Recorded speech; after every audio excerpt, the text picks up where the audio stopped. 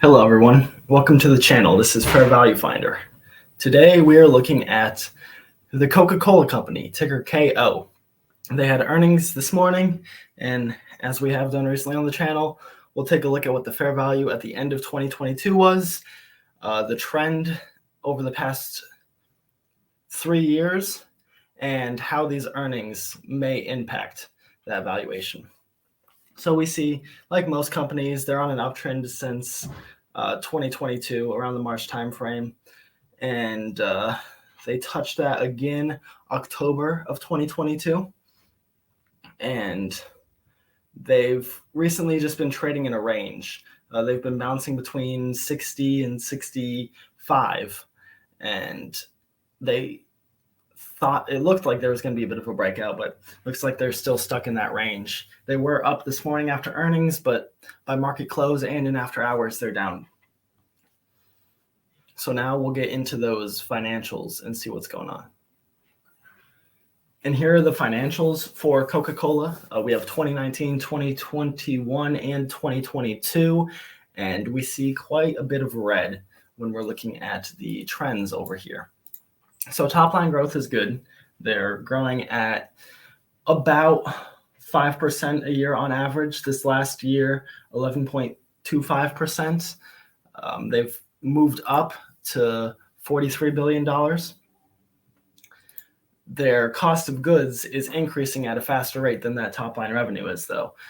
That's increasing at about 7.2% a year. This last year, 17.2. We know that inflation is high, specifically on commodities.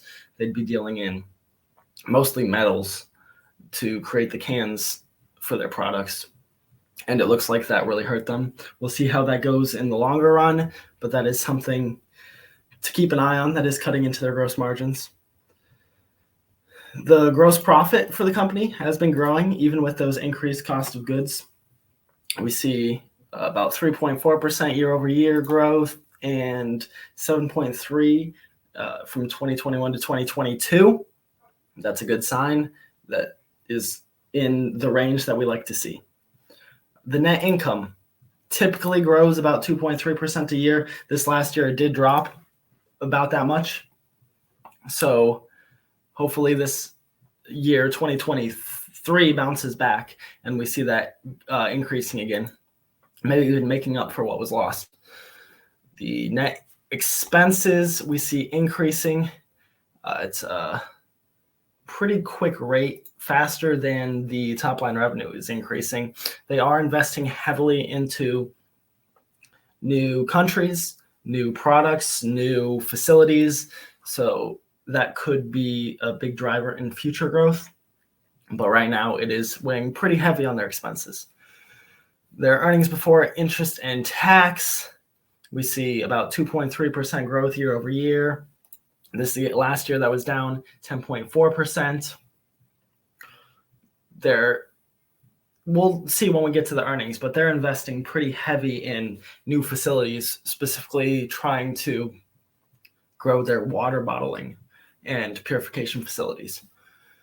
The gross profit is declining year over year, 1.5%. This last year, 3.5%, moved from nearly 61 down to 58. Not the trend that we want to see, but that's still a healthy, strong gross profit. The net profit is also good. It's declining 2.5% year over year, 12.2% this last year, but it's still above 20. It's moved from about 24 to 22. Earnings per share, last year they came in with $2.48. If we're looking for a 20 PE ratio, we'd be looking at about a $50 share price on the stock. And analysts have projections of $2.60 for this year, which would make it a $52 stock. For assets, we see decent growth, 2.4% year over year. There was a dip this last year. And for liabilities, we see small growth. We'd like to see it shrinking. It did shrink pretty heavily this last year, though. Book value, negative book values. We all know how I feel about those. It makes it impossible for me to evaluate the stock using that metric if we're looking at a negative. And that has gone more negative since 2019. There was a large spike from 2019 to 2021, and it's been normalizing again. Hopefully, we can get that trending back into the positives. Free cash flows. We see about 4.5% growth year over year on the free cash flow. This last year, it was down almost 13%. Again, they're investing heavily into new projects. But even with that, we would get about a $63 per share price. And with the growth that they have been experiencing, projecting forward about $65.50. The share count has been steadily decreasing at a very slow rate, but it has been decreasing. That is something that we do like to see. The shareholders' equity has been climbing. That's something that we like to see. 8.3% year-over-year growth, 4.8% this last year alone. And the dividend, they're a good dividend payer. A lot of people know Coca-Cola for its dividend. 1.6% year-over-year growth. That's nothing amazing. That doesn't even really keep up with inflation targets. And this last year, it was 4.8%. So they have been growing it faster more recently. And with that, I'd be willing to pay about $48 for that dividend. For a projection on that would be $50.30. The return on equity for this company has been trending down. It's down almost 10% year over year, down almost 7% this last year alone. It's moved from 47% to about 40%. 40 is still in the decent range, but the trend is concerning. And we'll see how that turns around this year. So with all of the metrics, I'd be looking at a share price around $53.50, somewhere in the $50 to $55 range, ideally. And everything is showing 4 to 5% growth in the stock. So we'd be looking probably more on the $55 a share end. Last year's earnings, as we said, they came in with $2.48. And this quarter, they came in at 68 cents, which is up from last year, 4 cents. Projecting it out based on the weighting, we get $2.64. So if they have a similar trend to last year, they'll come in above analyst expectations, which is good to see. With all that, we can now dig into these earnings and see how things are trending in 2023. Here are the first quarter earnings for the Coca-Cola Company for the year 2023. The case volume grew by 3%. Net revenues grew by 5%. Operating income declined by 1%. And the operating margin was down to 30.7% when it was 32.5% last year. Earnings per share grew 12%. We see the 5% here is the number that we were looking at, the 68 cents. Revenues grew to $11 billion. The operating margin we already touched on. They claim that the decline is from impacting comparability and currency headwinds. Throughout, they talk about different countries and currencies and the impacts of those, which is something interesting to look at because they have a pretty strong hold in the US markets, but there is a lot of untapped potential out there for them. Earnings per share, they claim that there's a 7-point currency headwind that is affecting the growth in their earnings per share. They gained value in their market share, but they do not say how much. So that's a number that I'd like to know.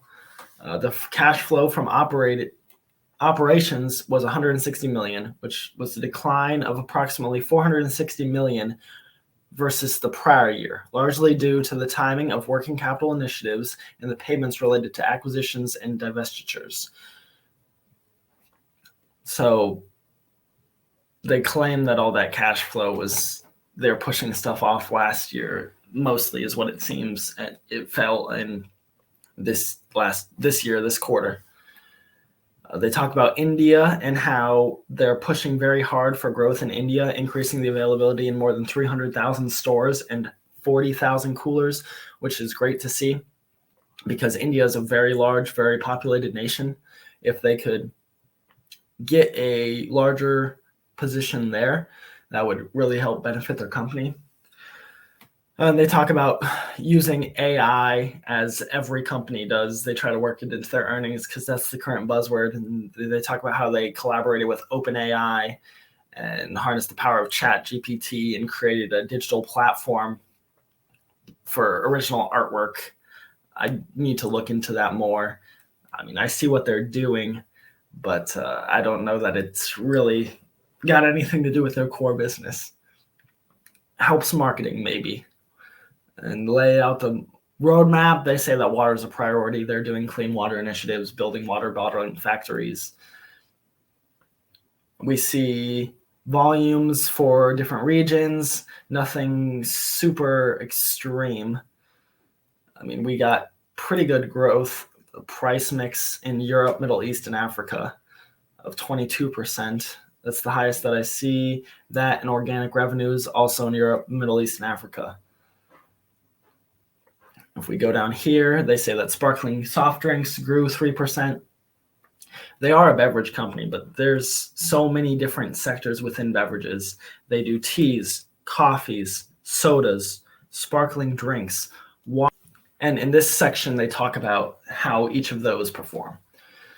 So in Asia and Latin America, they saw strong performance in sparkling drinks, which helped to offset the suspension of business in Russia. And we saw, similar to some of the other earnings that we've looked at, talking about ceasing operations in Russia has had a pretty big impact, but it's been offset by what they've been doing elsewhere in the world. So if they hadn't ceased operations in Russia, this probably would have been an even better earnings. The trademark brand Coca-Cola grew 3%, Coke Zero grew 8%. Like, even within the Coke sector, they have diet and zero sugar options that are growing quickly as consumers become healthier. Tea declined 3%, impacted by the earthquake in Turkey. Coffee grew 9%, primarily driven through the United Kingdom and China. Apparently, the decline in tea led to an increase in coffee. They talk about inflation throughout in different countries. Inflation in Turkey, inflation in Argentina, and decline is mentioned numerous times as well.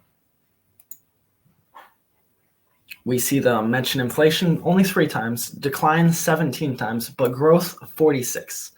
So they do have a good outlook for where this company is heading. They see a lot of growth. We just see all of the declines highlighted. They expect commodity price inflation to be in the mid-single digits for the year. Expect 7 to 9% EPS growth, 4 to 5% the non-GAAP EPS growth. And they expect to generate a free cash flow of $9.5 billion through cash flow from operations of approximately $11.4 billion.